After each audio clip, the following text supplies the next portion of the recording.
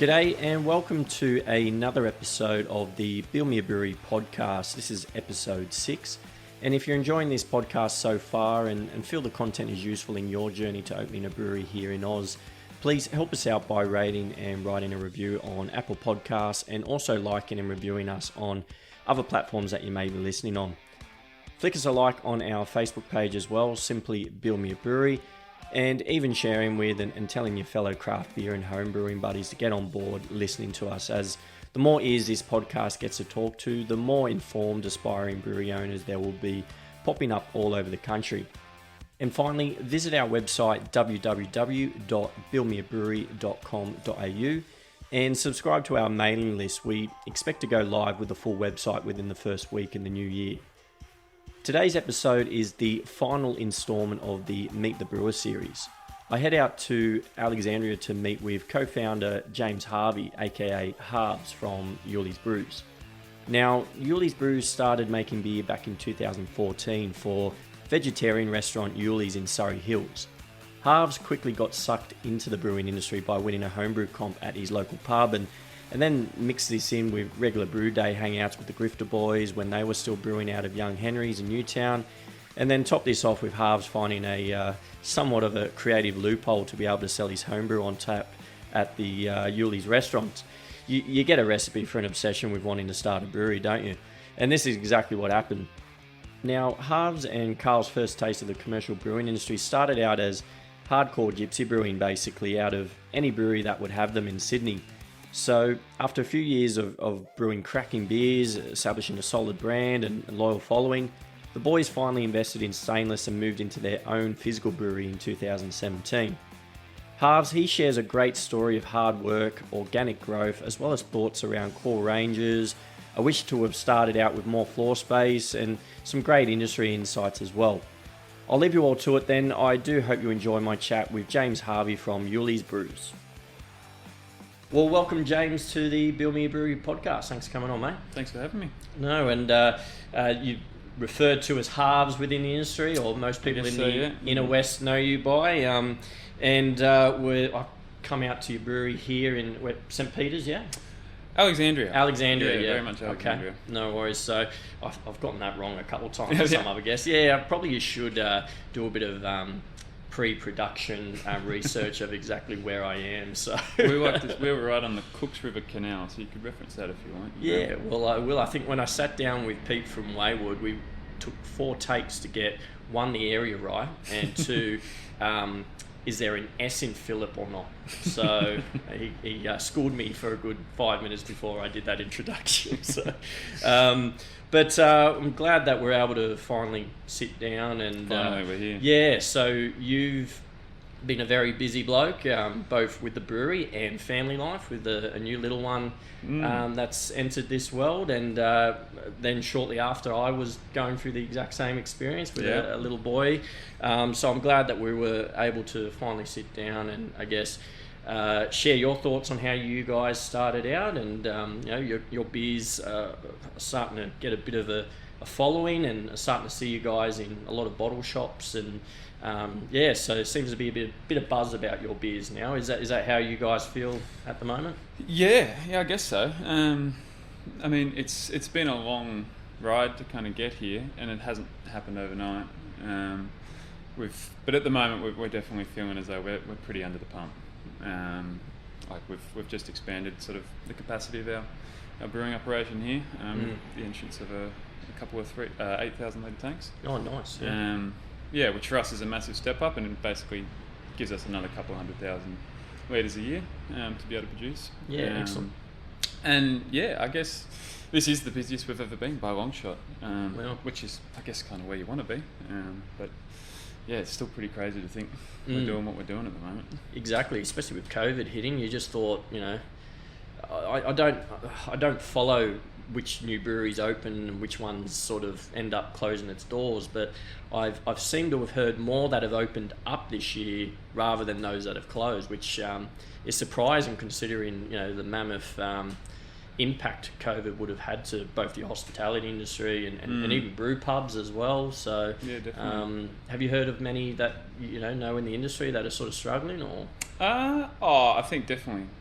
across the board, everyone struggled in their own unique way. Like we all had setbacks, but there's a pretty good amount of resilience within the industry to keep producing and keep moving our product. And I guess we're pretty lucky, I guess personally, like, well, us here at Yullis, very lucky in a way that we're pretty pack heavy on what we do. Obviously we've shut down our wholesale keg operation pretty quickly, but the majority of our product moves via cans, so still being able to move those units through COVID was our saving grace, to be honest.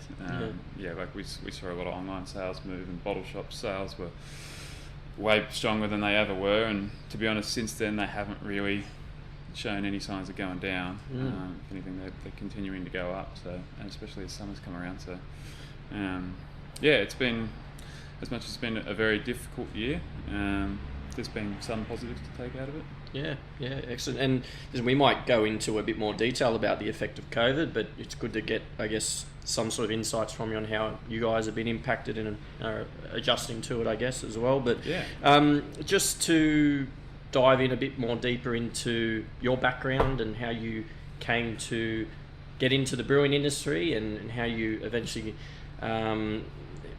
got involved with Yullis. Tell us a bit about, I guess, what you were doing before pro brewing, and maybe what your career was before it all, and take us through that.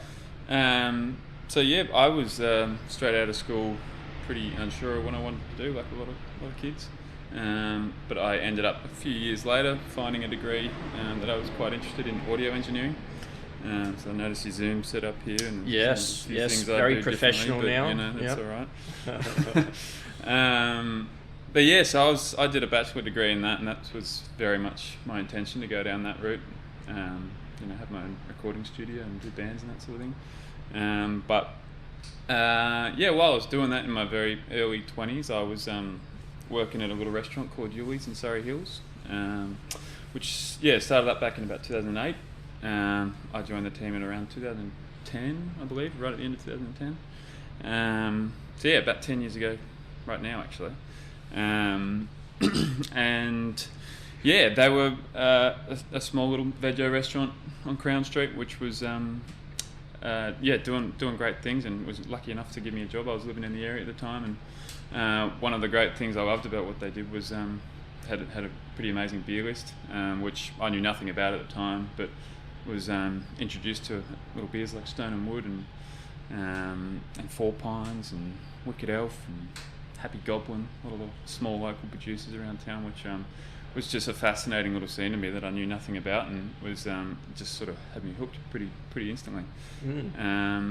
Anyway, I worked at that restaurant for a long while and developed a little bit of an interest and a passion for good beer, and which is obviously where I met my now business partner Karl, who he's more of a good mate than anything, but he's my business partner now. He was obviously running the restaurant, Karl and Dan, throughout those years met a lot of the producers that we were stocking their products, their beers, and was lucky enough to meet quite a few of them and order off them regularly. That started to talk to them a little bit about beer and brewing, and one of these guys, right in sort of, it would have been very, very early Grifter days, maybe 2013 or 2012, I can't remember. No, 2012. They were just starting to make their beer, and Matt and Glenn and Trent were popping in a little bit, and we were putting their beer on, and they were very kind enough to invite me along to one of their brew days one time, and I knew nothing about beer or brewing at the time. I just knew I was interested in it, and it turned out to be such an awesome experience. I was so excited, so pumped to be a part of it. I was very, very young and just keen, and they were just super, super awesome to me and taught me a lot about brewing, and were kind enough to ask me back many times. Like I did that probably for on and off about a year with them, and like just going to their Sunday brew days at the old Young Henry's kit, and learnt a lot. And obviously throughout that time was doing a lot of home brewing, and quite quickly jumped into an all grain little setup, sort of as I was doing that, myself and my business partner Karl we'd always just shit talk about us having our own beer, or maybe even a brewery one day, and who the beers would be and who we'd name them after and what sort of concepts we'd go for and all that sort of thing. We used to have a little, every Wednesday we'd do a little maintenance and clean up shift, and we'd have falafel Wednesdays where we'd sit down and make a falafel roll and have the latest homebrew that I'd made and have a little tweak on the recipe or whatever, or try someone else's beer and just talk beer for an hour. Yeah, nice. Which was, a nice little ritual where we sort of, I guess, birthed our kind of passion for the beer and conceptualised what we thought we might do in the future, but it was very much just pie in the sky. It'll never happen kind of thing. But then one day I entered my beers into a little homebrew comp. It was one of the first comps they put on over at the Vic back in 2013, I believe. Funnily enough, I won, which was pretty out of the blue. I'd only been brewing for like a bit over a year. I won with a black IPA, and the prize was I got to go and brew it over at Young Henry's on the full kit, and got sent around the country. So for me, as a young 23-year-old, that was like the coolest thing that could ever possibly happen. That would be. I actually recently entered a beer in a similar competition. Akasha did one over at the Australian in the Rocks. Oh, yeah.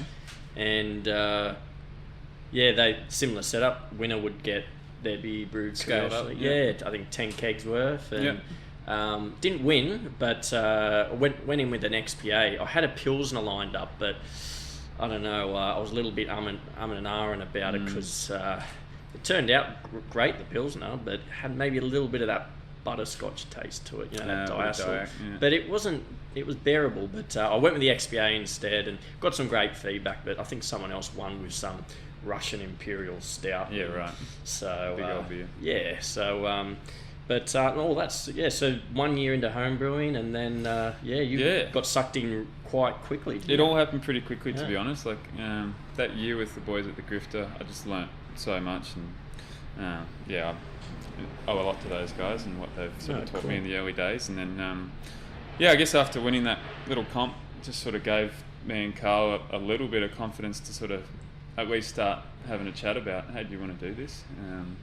And we did. We sort of hummed and ahed for a few months and had a little go at some more recipes and had a crack at some ideas for names and brands and all that sort of thing. And then one day we just said, let's have a crack. And it was shortly after that we sort of filed for the business name to be lodged and applied for a liquor license. So about 6 months after that, we ended up having all the paperwork and we were ready to roll. But actually, throughout that 6 months, we'd obviously made our call. We're doing this. And I didn't have too much on at the time. I was just working at the restaurant, like 5 days a week, or whatever, but brewing a lot at home. And we found a little way to kind of make my beers on my home scale and sell them at the restaurant. So basically, I'd be making my homebrew on my little 25-litre kit and taking all this wort before fermenting it up to Happy Goblin Brewery, which is now Eakin Brewery in Mount Coringo. Small little brewery up there, run by it's actually run by Ben now from Eakin, but Colin had a little setup there and he'd make some awesome little English style beers and ginger beers and all that sort of thing.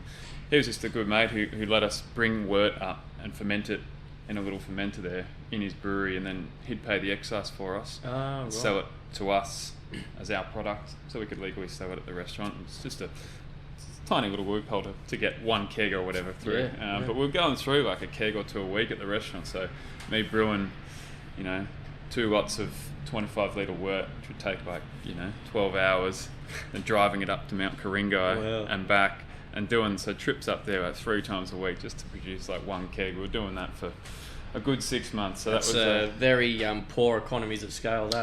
Big time. There was.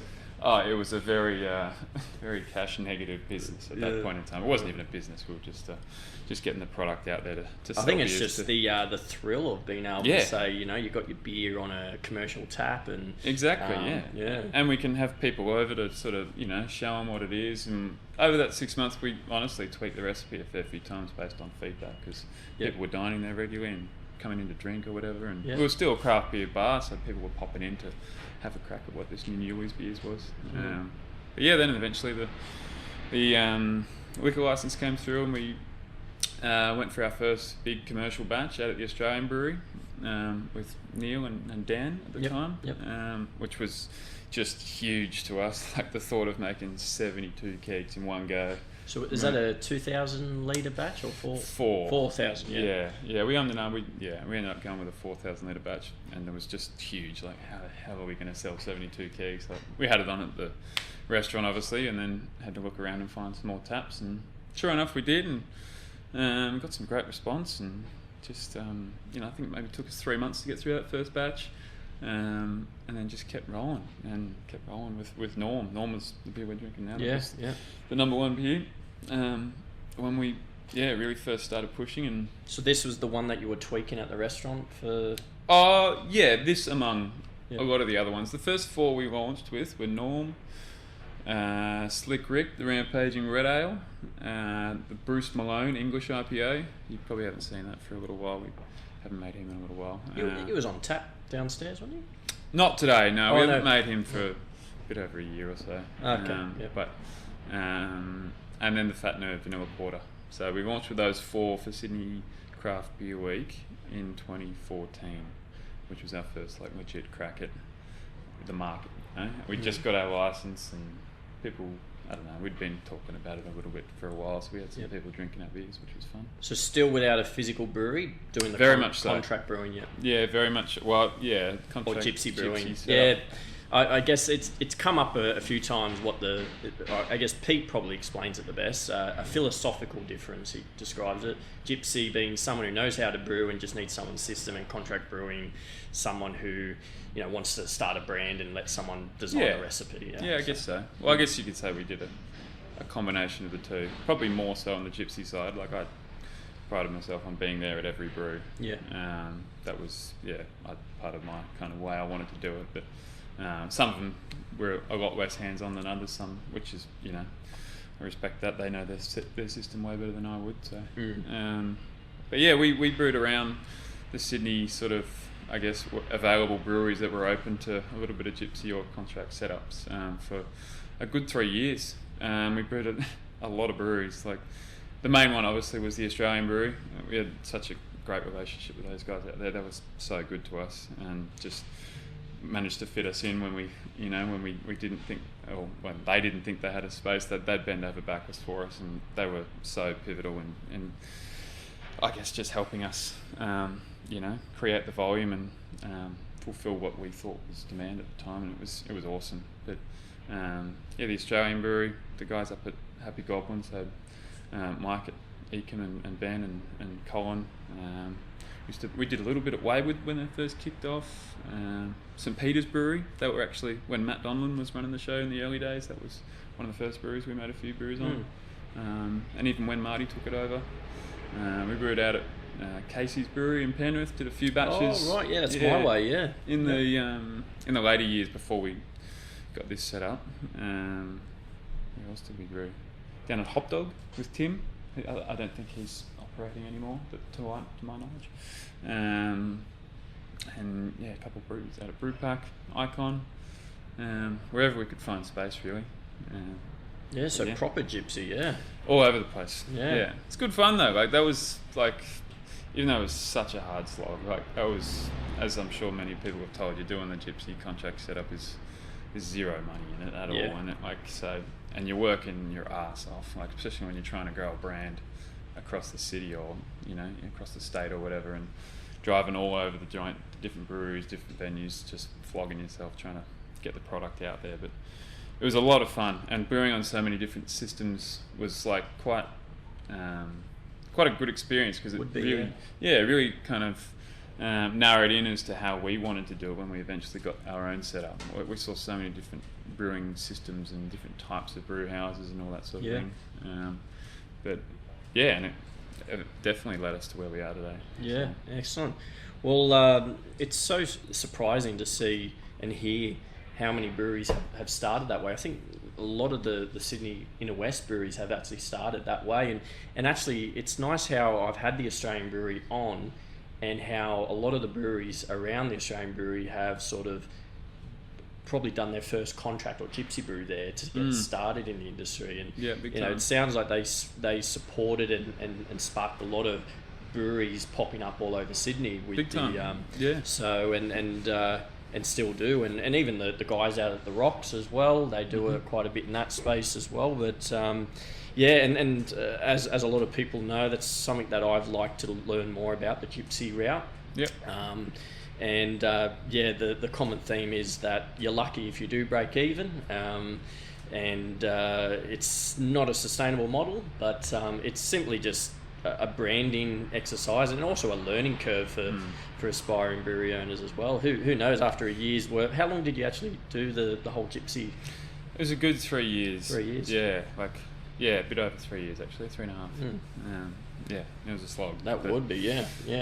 Well, you've already given us a good rundown of the story and how you guys came to be. I guess what I'd like to dig deeper in is, the challenges that you had. Yes, the gypsy brewing was a hard slog and you got there, but I guess talk us through a bit about what are some of the biggest challenges you've found building the brewery and actually building the physical and opening up the physical brewery. Okay, where do I start? We did, probably the first challenge we had initially was finding a site. I'm sure everyone has had that same experience, but we were looking for, it's probably not as long as a lot of other people were looking, but like a good sort of 9 months before anything worthwhile sort of popped up. And I guess, I don't know, just navigating that conversation, realistically, I've never done this before, like setting up a commercial lease for a business operation. I was like 26 at the time. Like, I'm not meant to know how that conversation goes down, but you just eventually start to get in with the lingo there and try and just figure out how it's all going to go down. But also had a lot of help from family and friends who had done it before. And Karl's a little bit older than me, he's probably had a few of these kind of commercial conversations before, I guess. But he's actually situated up in Byron Bay, so for a lot of that time I was sort of on my own down here doing a lot of this stuff. So that was a bit of a challenge, but eventually found here. As soon as it popped up, we were very quick to come and take a look, and we were pretty keen straight away, and we took it off the market as soon as we could. And what model was it that you started out with? Because you guys are at that, you're distributing beers across the state, is it, or even interstate now? So you'd consider yourself a production brewery / tap room as well. But what was the main sort of goal starting out? Was it just a brew pub, or? Yeah, we wanted to kind of do a bit of both. Like, we wanted to have a brewery that could somewhat be a production brewery, or our sort of standards of a production brewery. Like, we built it with the scope of being able to produce more than sort of 5 times what we were doing at the time. And we felt like we'd built up the demand and the volume at that point in time to a somewhat decent amount, and so we aimed at being able to produce and supply at least 5 times what we're doing at that point. We aimed to be able to grow into that in 5 years. We did it in about 2.5 or 3. But we also wanted to have an amazing venue, a really original venue that was just a nice, relaxed, fun environment to come and drink our beer and eat our food. So we kind of wanted to do both, if that makes sense. We're sort of pushing it a little bit these days with space. We found this space, and it's massive. It's 570 square meters or whatever it is. And like, how the hell are we going to fill this up? Like, we are tiny, but at the moment we need every square inch we can find for whether it's production or the venue. Everything's just kind of at capacity at the moment. So that's the next challenge, I guess. Floor space is king, it sounds like. Yeah, big time. So Tom and Jamie, our brewers down there, have done an amazing job with the recent sort of tanks that we've been able to squeeze in here. Like, when we originally put those first set of tanks in, it was like, there's not really going to be much room for any more in here, but we've somehow managed to fit in an extra. We had to move two tanks out and then bring 3 in. So we sort of increased that capacity by about 18,000 litres, but yeah, I don't know how they managed to find that space. And just on the equipment side, the kit that you sourced, where was that from overseas, or was that second hand here? No, okay. Yeah, very much. So we kind of always were going to do this. We've been working with Neil for quite a lot. Cameron, Neil Cameron through our contract brewing days. He brought us onto the Aussie and sort of helped us a lot throughout the years. And he, at the time, or he'd been doing it for a few years actually, but made me pretty aware of his services that he was offering at Boutique, in that sort of facilitating the acquiring of gear. And in reality, there's no way I could have done it on my own. So we brought Neil on to help us choose what kit to bring over, and they had a great relationship with Tiantai, the producers over in China. So that's the equipment from Tiantai? Yeah, from Tiantai. Well, that's the bulk of the kit down there is Tiantai, which was who they were working with at the time. Our newer tanks are from a different factory over there, but they're all largely the same. Yep. Back when we commissioned the kit to be built, flew over to China to check it all out in production and get a bit of an idea of how they make it over there, which was pretty eye-opening. And that was very important to you, to make sure you're putting physical eyes on the gear. Yeah, it was. I mean, it was very much recommended by Neil to go over and just check it all out and make sure you're happy with everything and where everything is and all that. And I was they were a little bit behind at the time. There was some factory delays in China because of the pollution. They sort of shut down factories for a few months. I do hear that. Mandate over factories. So everything was a little bit late. But by the time I got there, most of the brew house was done and all the tanks were kind of ready. And what size system did you go with? So we went with a 4-vessel 20-hec brew house. Yep.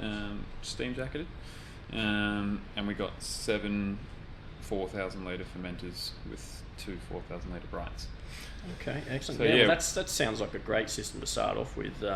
You can definitely grow into that. Big time. And the episodes haven't aired as of yet, but I've got a very big segment on just equipment sourcing. I was talking to a fella who's based in China, and we're talking about all the different vessel arrangements, like the 2, 3, 4 vessels, and why the pros and cons of it. Mm-hmm.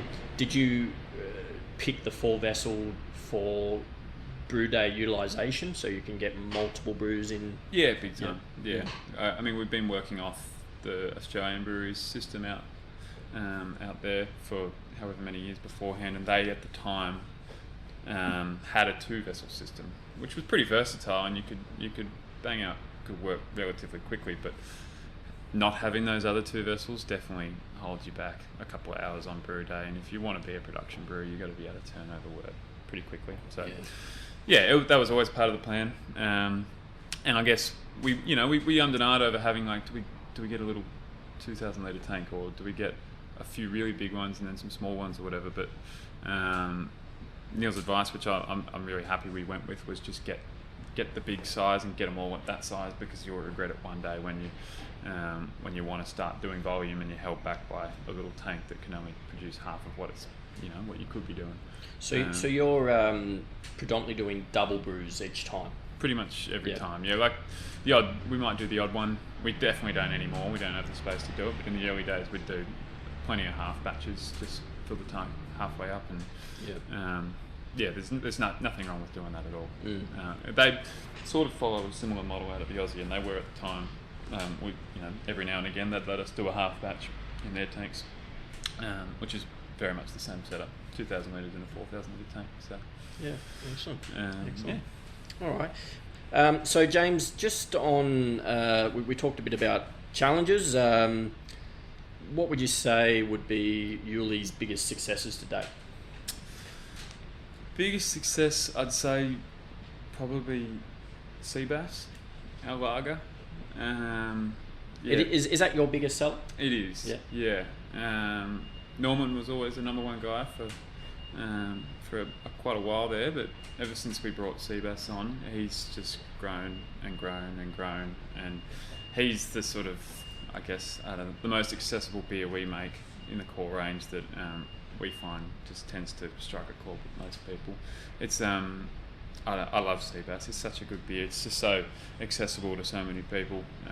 Yet still, it's quite delicate and really well made, and quite an extremely well balanced lager with a pretty unique flavour profile, but still ticks the easy drinking box in a big way. So, yeah. And I guess just your core beer range. How many is exactly in your? It's core range? typically about 6. 6. Yeah, like sometimes it's maybe 7 or 8, but like the core 6, and that has changed a few times of what's sort of come in and out. Yep. It's actually about to become 7. We're about to introduce the mid-strength as a proper core. So Yeah, and is that typically a decent size core range? I mean, I guess for a brewery established like yourselves now, that would be quite a lot to manage for a new brewery, I'd imagine. Yeah, big time. Yeah, I mean, initially, like doing 1 or 2 or 3, I think that was hard enough. Like we kind of established a little bit of a core range when we were getting at the swing of things with Gypsy. Like we were still brewing out at the Aussie and all over the place, but we introduced the kind of core range cans of Norman, Seabass and Slick Rick, our red ale. And they were the ones that we, when we first got on with BWS and started to push to as many bottle shops as we could. That was our core range that you could do a mixed deal on and all that sort of thing. That was a lot to keep up with at the time too. Like that was heaps. But now, like we couldn't do less than what we do. I think like we've kind of, in a way, shot ourselves in the foot by making so many beers, so many different beers all the time, and kind of always having quite a few limited releases on the go. But it's meant that we've sort of been able to, I guess, create and establish some of the ones that really do work. Like Amanda was never meant to be a core range beer, but as soon as we made it, we just got such a great response, and like people just begged us to bring it back. So like, we have to make this core range. So people just want it now. So yeah, things like that. And then the Kingu, our rice lager as well. That was never meant to be something that we great introduced beer. to That core actually, range. we were we talking like about it that too. earlier. It's just got something different about it, and it's obviously that rice element big time. to it. Yeah, so that was always meant to be just a one-off, but as soon as it was right around the COVID time that we launched it, when everyone was in pretty peak lockdown and there was a lot of deliveries going on, and it was actually the first time I've had like quite a lot of my mates actually really keen to buy my beer more than ordinary. Like a lot of them are just straight up and down VB drinkers, but as soon as we got them onto the Kinga, they haven't looked back. So yeah, just I don't know. It's also in that sort of easy drinking, very accessible kind of category like Seabass, but it's still a pretty unique offering in terms of flavour profile and just branding and what it offers. It's a fun beer. It's a real easy going beer too. I've noticed that you guys, especially your core range, they're just average names really that you give the beers, like Norman, Amanda, Rick, and I think when I was here a month or two ago, it was something, and I thought at the time it was something unique, but obviously it's not. It's like a lot of people are doing it, like Your Mates Brewing. They tend to do the whole name a typical Aussie rough name. We were considering, me and some of my mates at the time, I think when I entered the beer at the Akasha Brewing competition, I think I called the XP8 Jeff. Right. So I thought, Nice. wouldn't it be cool just to have a name like Barry Pale Ale or Duncan Stout or something like that, and I've noticed that, but when I think you open up the fridge and I saw all the different beer names that you had, and I'm like, oh shit, this has been done all over the place. But I love the concept because it just associates the average punter, like Exactly. there's nothing complex about it. But No, not at all. And that's I think when we were sort of having those Falafel Wednesdays and the initial yarns about whether we'd actually do this thing, like one of the things we wanted to try and, I guess, create within our range is to just sort of wanted to keep it as casual and a bit how you going, a little rough around the edges, and I think having beers that are named after your mates is kind of, it's kind of down that route anyway. Yep. And also like it's just such a great way to have a little laugh with someone, you know. You got to have a story. I'd love to have stories behind my beers, exactly. you know, and I know Pat from Willie the Boatman are very big on that as well. You Absolutely. know, the whole story behind Willie the Boatman and some of their beers, but it just adds a different character to it. Big time. Yeah, and you know, people can resonate or relate to someone who's, you know, just an average looking fella on a tin, and you can have a laugh at that. And, I don't know. It's something that we feel pretty strongly about, and just like to have a bit of fun with it. And I guess going back on lessons learned, you know, you've mentioned to me off air that you know, there's probably not a whole heap of things you do differently, which is surprising because you know, I know a lot of people who've been through it and done it, they would say they probably would start out bigger maybe in the beginning. I think maybe that could be a thing that you would mention. You said that floor space was you know, it's starting to become... I guess so, yeah, I guess it's one thing that we are sort of being held back a little bit by now. We're only just realising that now, but like, you know, we've grown into this space over the last 3 years, and it's felt very organic, I guess. And I don't know, that's sort of just one thing about sort of the whole way we've approached our sort of growth, is just that we not really at any one point had any major, you know, like injections or like real big lift moments. Like, it was all a very organic growth process. Like, where we are now is the result of, you know, 6-7 years of hard yards of just steady growth, and now it's at the point where this growth is kind of just growing off itself, sort of thing. Like, not, you know, there's people out there working their asses off trying to get the product out there, but you know, people are calling us for beer now. I couldn't even fathom that fact like a few years ago, the fact that someone would call us wanting to get our beer. Like, normally you gotta be out there beating the streets to you know, to get that. It's a great position to be in. Yeah, I mean, you know, it's not by any means like incredibly large. Like, we're a lot smaller than a lot of people still. Like, I still consider us relatively small, but I don't know, for where we are at the moment, it's still quite astounding. Just the amount of people that are engaged with our beer and our brand. And I guess talking about maybe some tips and advice you can offer aspiring brewery owners. You've been through the whole process. You've done the gypsy slog. You've built a physical location. You're now distributing interstate. What advice would you give aspiring brewery owners starting out, or what do you think that they should be considering when they're going down this path? I can only really relate to my own experience with the whole thing, and I guess Karl and I are very much people to just, if we've got an idea for something, let's just have a crack at it. I'm sure there's a lot of people out there that would think very differently to that sort of ethos in terms of how you get up and going, but we just dived right in. Like, we didn't really know what we were in for. There's no way we knew what we were in for, but we knew we wanted it, and we had a crack. So I say is, if you're dead set on it, dive right in. But obviously you got to be as well thought out as possible, and you got to do your research and dot your I's and cross your T's. But if you've got the enthusiasm and you're willing to back yourself, go for it. I guess. And do you think maybe the inner west is starting to become a little bit overrun with breweries, but I guess the more the merrier, but I guess this might relate to the industry side of thing, getting your insights about the future of craft beer, but do you think there's a lot more room for new entrants into the market?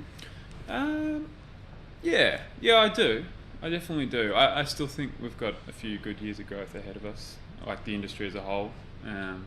It's definitely come a long way in the last couple of years. Like, you can see it sort of evolving a little bit. It's sort of moving back towards a bit more of the easy drinking kind of world. Well, that's just where you're going to be able to generate volume. That's how I see it anyway. The drinkability factor, yeah. Yeah, which is something that we are pretty. You can tell from our range. We're pretty big on. Like, we try and produce as many accessible like approachable beers. Like to us, bringing a drinker from VB over to our stuff, that's the biggest win possible, you know, because like your pointy end of the spectrums, your big IPAs and all your crazy stuff out there, like that's still so much fun, and that's something we're still very passionate about. But in reality, it's a pretty small part of the market, and it's something that, you know, I guess tickles our creative edge, and like it's the stuff we like to do in the brewery and have a lot of fun with. But in reality, the volume that we do there is quite small. Having beers that can appeal to quite a wide range of people is something that we're pretty big on. Yeah. And one thing I might have skipped over, and you know, you don't have to give us specifics. I know it's always a personal question whenever I ask someone related to this, but how did you and Karl go about the funding of the operation? Probably the physical side. I know that you started with the gypsy side, and you're saying that you weren't really making any money. It was probably cash negative, but what sort of strategies did you take to fund the brewery? Well, I guess in the gypsy days, that was very much just hemorrhaging our personal savings, and that was just us putting our own cash behind us, and it was, by the time we were sort of a few years into it, none of us had any money in the bank. In fact, I was a bit in debt. But at the time when we made the call to make the jump to here, we took a few different avenues. So basically, both of us personally went into debt, so against our own names, whether that was a loan with the bank or family or friends. We both sort of, I guess, came up with a figure to go and retrieve, and spent a few months sort of working away how we could do that, because at the end of the day we're putting ourselves on the line. So did you have a figure sort of out there in your heads as to what sort of amount of capital you needed to raise to make this a dream come true? Yeah, I guess we went away to, so like, with the aim of getting 150 each. That was not enough. Definitely not enough. But yeah, we went through that pretty quickly in the build and the setup of here, and then all of our equipment was financed through the bank, so we're still sort of paying that off against the bank, I guess. So that was a pretty big enabler for us. We wouldn't have been able to do it without the bank. Were you able to get to get access to capital from your local bank because of your gypsy? I guess so. Yeah. Do you think you would have gotten access to that capital if you hadn't gone that gypsy route? It's hard to say, but I do think we would have found a way. Obviously, you know, like, aside from the brewery, but the Yullis restaurant had been trading for a good, 7-8 years at the time, and it was a pretty healthy business. Yes, right. Okay, so you had that as a sort of sales track record. Well, we didn't need it though. Like, our brewery operation had been going for 3 years, and, you know, even though we weren't exactly, a hugely profitable business, we were paying our bills, and we were getting. And that's ultimately what they want to see. Yeah, exactly. That was that's pretty much how we funded it. But then as we went on, we quickly realised we needed more, so we both had to personally go out and find more money, go into more personal debt. So. More family and friends were called upon, or further extensions to our loans with the banks, with our personal loans. So, that's sort of how we went about our finance.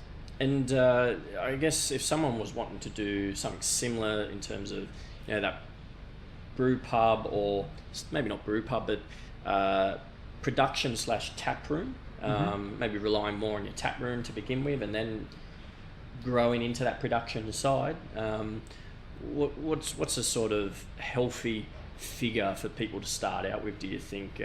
The talk seems to be at least $500,000 to $1 million, somewhere between those figures, as to, having a good go at it. I mean, Neil Cameron refers to it as commercial suicide if you're going anything below probably 300k starting out with. But I've heard other breweries that have done a lot less, a lot raw and probably a tougher slog. But keen to hear your thoughts on that. I guess it does just depend on the scope of your operation and how big you're planning to build. But like if you're looking to do something similar to what we did, I'd say around what you mentioned, sort of the between $500,000 and $1 million kind of thing. If you had around $1 million, you'd be pretty happy, I think. Just given the hurdles that we had and the things that we didn't really account for that we ended up having to find money for. If you had $1 million, you'd be pretty safe, I would have thought. Yeah. And that's just with the kit that we got. We could have spent a lot more money on kit. Trust me, like we got relatively cheap kit compared to a lot of the other stuff that is a lot more renowned and favourable. But in saying that though, our kit's great. It still works fantastically, and we're making really good beer on it still 3 years after. Excellent. All right, James, we've already talked a bit about industry insights. You mentioned there's still a bit of room in the market for new entrants, and I guess I'd like to get maybe your insights around beer trends and maybe what you see as the next big thing. And we've had other brewery owners come on, and even people surrounded by the industry talk about what they think is going to fade out, or maybe what's going to make a big push in the coming years. Any thoughts around that? So I guess we from where we stand, like we tend to not really buy into a lot of the trends that sort of pop up here and there, like the big hazy beers and all the crazy new IPAs that are on the market at the time. From my experience and just what I've seen, they tend to fade off relatively quickly. I know there's a lot of people out there that are really into them, and that's awesome. And I guess not so much from a standpoint of not wanting to be on a trendy beer, but more just that like they're just not beers that really resonate with myself or Karl. I haven't really had that many that I genuinely like or want to go and make. So just on that statement, do you think that it's a fine line you should walk? But obviously you want to brew beers that you like, but at the end of the day you're also there to make a profit, or you're a business owner, you're running a business. You've also got to listen to what the market's telling you, and as well.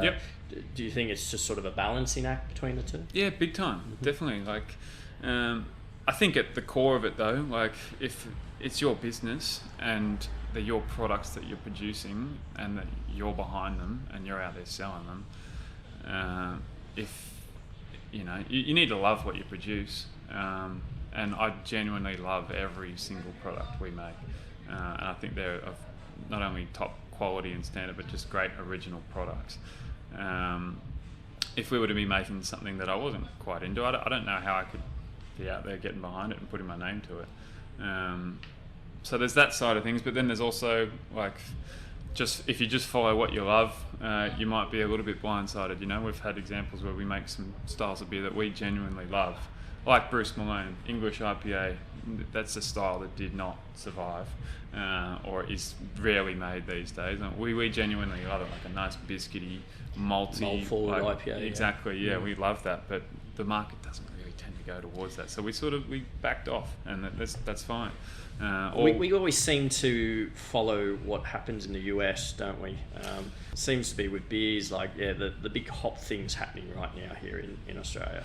Yeah, it seems to be, and there always seems to be some sort of hop craze, which is cool. There's a lot of appeal to those kind of beers. They're big, they're fruity, and they jump out at you and all that. But a lot of people don't, and this is another thing. And bloody Neil better be giving me some commission, because the amount of times I bring his name up. Yeast is a thing that's overlooked, and what types of yeast and the sort of characteristics it's giving beers, and maybe not enough breweries, from Neil's opinion, know how to manage their yeast, or actually have yeast management programs where they're playing around with different yeast profiles to create unique beers. And he reckons that's the future of beers coming in the next few years, is what yeast we're they're considering in their recipes. So Mm-hmm. do you guys do much in that space, or? We tend to work with like 1 or 2 yeast strains for the bulk of our beers, Right. unless we're making something that has a different yeast profile. For the most part, we use our house sort of ale lager blend or our lager yeast, which is pretty common. Yep. I dare say most of the breweries that you're talking to would use the same yeast we're using. Whether they use it as much as we do, I don't know, but they're just great, reliable, consistent yeasts that where you know what you're going to get from them. Which is what you need when you're running a production brewery, I guess. And anything that you think might be holding back the industry currently? Excise, government regulations, anything you'd like to comment there? I'm sure other people have spoken about the excise thing. That's always going to be an issue that small brewers will talk about. It's just a massive chunk of money every month that, it's built in, it's factored into our business model and what we do now, but it really is such a gross amount of money. Which is, quite often pretty hard to find that kind of cash every month. But that's definitely a little setback, but as I said, we're kind of used to it at the moment. But there's a lot of good lobbying out there to make some change on that front, and there already has been some great improvements, there could be a lot more, that's for sure. And I guess tap contracts, from the big guys, that is it's still, it was the same thing when we entered the market in 2014. It's still the same issue today. It seems to be more under the microscope now, though. I know. I'm sure it is. Brews News, Matt Kierkegaard, he's a big advocate of, trying to make it more competitive for smaller brewers to get out there on the taps. But but is that something that you said earlier that you've moved away from the keg model and purely just packaging now? Oh, it's not purely. No. We definitely have a lot of great venues out there to pour our beer. And it's still a decent amount of beer, but we're definitely, volume-wise, we're a lot more pack heavy than keg. But it's a part of our model that we would love to be a lot stronger. But it's there's these contracts in with a lot of the big guys, which make it quite difficult. Then there's just so many other breweries out there making great beer that are also banging on the door for taps. So. And quite often in a lot of these pubs, you've got only 1 or 2 taps up for grabs and 40 local brewers trying to have a crack at it. So that's definitely a hurdle. But at the same time, if you've got good people behind your brand and your business, and you're out there creating relationships with a lot of small venues, there's still taps to find. It's just that a lot of the lucrative and quite fruitful taps, they're all tied up, so I'd say that's definitely a barrier holding us back. Well, thanks again, James. Sharing at least an hour of your time, and some great takeaways there for, I guess, listeners when starting their brewery, especially hearing a bit about the inspirational story of you starting out, slogging out the gypsy days for 3 years, and then eventually making it a physical brewery. And it's definitely something that I'm considering myself when starting out. Awesome. But any closing thoughts and advice you'd like to part ways for our listeners? I guess, as I said before, in terms of it might not be the greatest advice, but it just the way I've kind of always seen it is just if you're really into it and you really enjoy the industry and you really enjoy brewing, and you're not in it for a big paycheck, just dive right in. You're going to learn so much so quickly. Everyone's so helpful.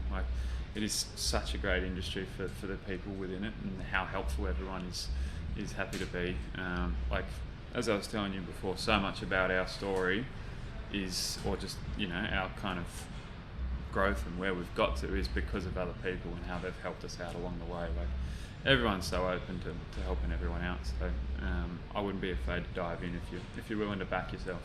Yeah. Oh, well, and I guess that's sort of what a lot of people need to hear, and the reality is it's, you know, there's probably in the beginning there's not a lot of money to be making from it. In the early days, you're going to be fronting up a lot of your own money, and it's a lot of work for low margin, but if you love it, what you do, and exactly. you know, then definitely do it. And that's basically why I'm looking at, you know, I make a healthy living doing what I'm doing now, but you know, my heart's not in it, and I think I'd rather work a job that pays me mediocre, or at least, you know, gets me by, but I'm passionate and I love getting up in the morning to do it. So, and it sounds exactly like that's something that you... Big time. Yeah. Because you're going to keep learning regardless of sort of how your brewery sort of, you know, builds or grows. But like, you know, the way I see it, like I got into this thing because I love brewing so much and love making beer and drinking beer. But I sort of since then stepped a little bit out of the brewing kind of role. Oh, in a big way, I barely do any brewing anymore. I miss it a lot. It's definitely, you know, something I really love to do, but I've got a business to run, and I love running a business. There's just, you know, it's another whole world of work and life. Or it's life really. It's honestly like it's all I do. It's work and family, and maybe if I'm lucky, a little bit of social stuff here and there. But yeah. Well, thanks again. Any things that you'd like to maybe plug while I've got you on? A bit about the brewery, maybe some new beers coming out, special events, entering the holiday period, anything you'd like to mention? We actually just released a really cool little beer, which I'll give you a bottle to take home with you. It's actually, I've got a good mate who I went to school with out in Mudgee, who has a winery, and over summer all of their grapes were pretty badly affected from all the bushfire smoke. Had a lot of tainted grapes that they couldn't produce wine with, and we've always sort of talked, and we've done a few little things in the past together, but we've always had this idea of making a beer wine hybrid together somehow, and this opportunity presented to us where he had, you know, copious amounts of grapes that weren't going to get pressed for wine production, that were smoke tainted, but you know, maybe we could create something with it. So Tom and I drove out to Mudgee, and we picked a bit shy of a ton of Shiraz grapes on his smoke affected fields, and brought them back to the brewery, and we stomped them in the lauter tun. Pressed them all out, and got, like, you know, a whole bit of Shiraz juice, and then brewed a batch of sour wort at the time, and just basically blended them together in a tank and fermented out a really, really wild ale, which, you know, was a blend of grain and grapes, and it's then been sort of barrel aged in his ex-Shiraz French oak barrels for another 7 months, and then we've just sort of conditioned it and bottle conditioned it and released it last week. It's like a really incredibly complex and delicate wild ale. Sounds interesting. It's been a lot of fun to work on, and just like this 10-month little passion project that we've just been tinkering away at, and we're really, really stoked with it. And there's a lot of effort, a lot of time, a lot of crafting over, and it's really exciting. So like that's just out this week, and it, in my opinion, will go really well around the Christmas dinner table or Christmas lunch. Something to share around with the family. We've got it in big sort of champagne kind of bottles. And what's the name of it? Mount Frome, which is the mountain that kind of overlooked the wine or the vineyard where the smoke sort of rolled over from. So little story about sort of where it came from and all that. Okay, and people can buy that where? Yeah, you can get it on our website, and we'll ship it out to anywhere in the country, or there's a few local bottle shops that are taking it up. But our website's probably the best place to grab it. Perfect. All right. Well, thanks again, James, for coming on the Build Me a Brewery podcast. Really appreciate you sharing us some of your time. Oh, good. Thanks for having me.